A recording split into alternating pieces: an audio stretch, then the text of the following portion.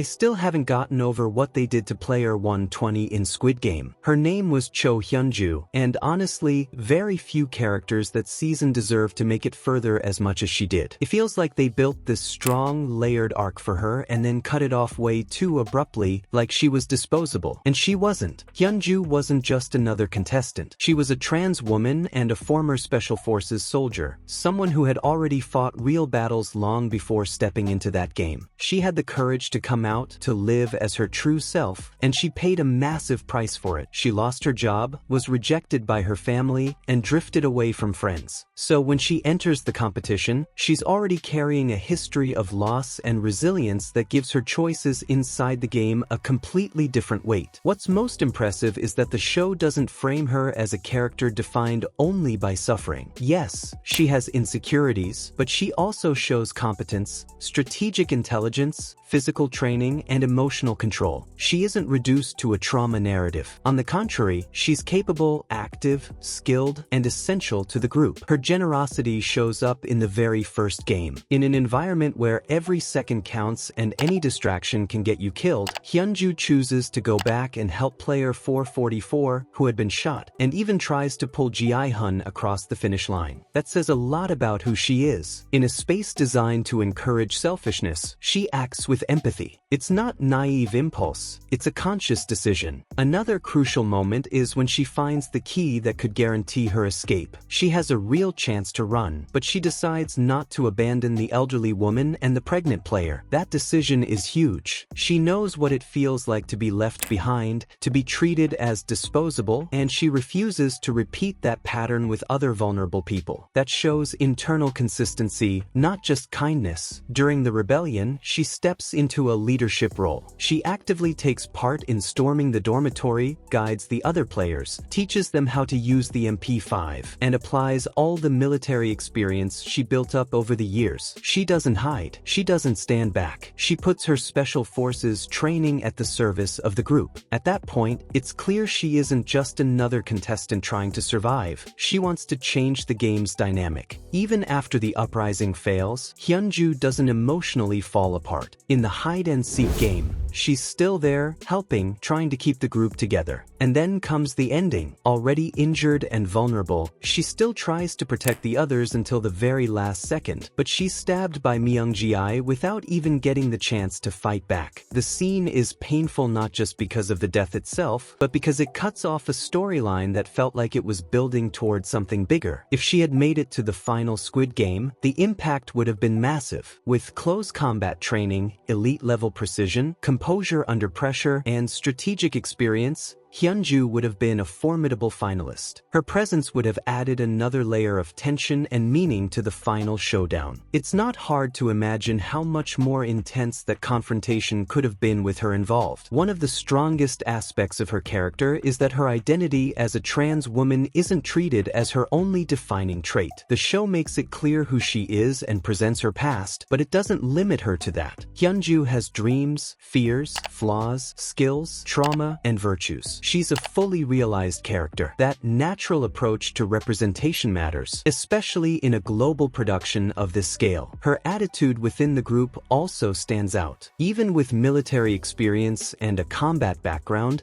she doesn't act arrogantly. She listens to others, considers suggestions, supports people who are panicking. She leads without imposing, guides without belittling. That reinforces the idea that her strength isn't just physical or technical, it's emotional and ethical. And when she dies, the void is obvious. The group loses direction, loses stability, loses someone who made them feel safer. The dynamic shifts. Her absence is heavy. Hyunju represented resilience, competence, and empathy coexisting in the same person. Her arc had the potential to go much further than what we were shown. That's why the frustration lingers. Not because every strong character has to survive, but because her build-up pointed to much larger narrative possibilities. Cho Hyunju wasn't a side character. She was one of the strongest pieces of that season, and she deserved an ending that matched what she represented within the story. A character like that should have been treated as a narrative priority. She wasn't just a charismatic contestant. She was a figure built with purpose, depth, and impact. We're talking about a multi-million-dollar production, watched worldwide, with enormous cultural reach. The show had the opportunity to solidify Player 120 as a symbol of resistance and courage, especially in terms of trans representation handled with respect, complexity, and humanity. And yet, her trajectory was cut short. Hyunju's presence went far beyond filling a diversity quota. She was strategic, a natural leader, emotionally steady under pressure, and above all, consistent with her values until the end.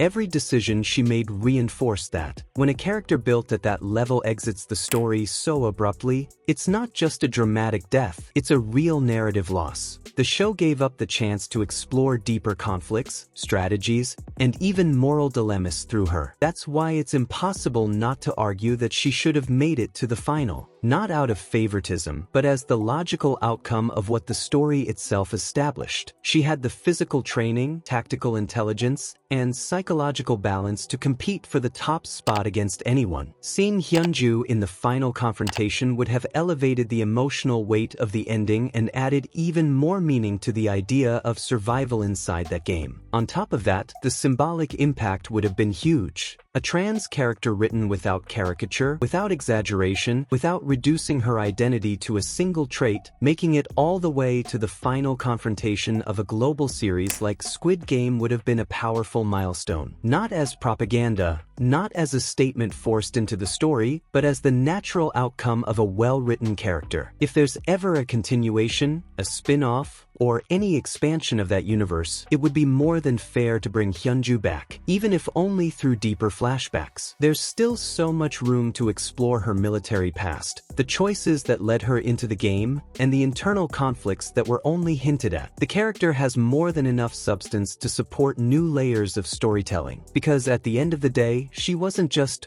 Player 120. She functioned as the emotional core of the group. She balanced strength with empathy, strategy with compassion. She represented someone who had been excluded over and over again, yet chose not to pass that exclusion on to others. That creates connection. It earns respect. It leaves an impact. The issue wasn't the fact that she died, it was the timing and the wasted potential. The series had in its hands a character who could have become one of the most memorable figures in the franchise, and it chose to end her arc before fully exploring everything it had to offer. Cho Hyunju deserves to be remembered not just for how she died, but for what she built while she was there. For the quiet leadership, the hard decisions, the practical courage, the kind that shows up in actions, not speeches. She left too strong a mark to be treated like a footnote, and that's why people are still talking about her, because there was real greatness there. And greatness doesn't match a small goodbye. If you also think Hyunju deserved so much more, go ahead and hit like right now. Seriously. It really helps the video reach more people who were just as frustrated by how much potential was thrown away.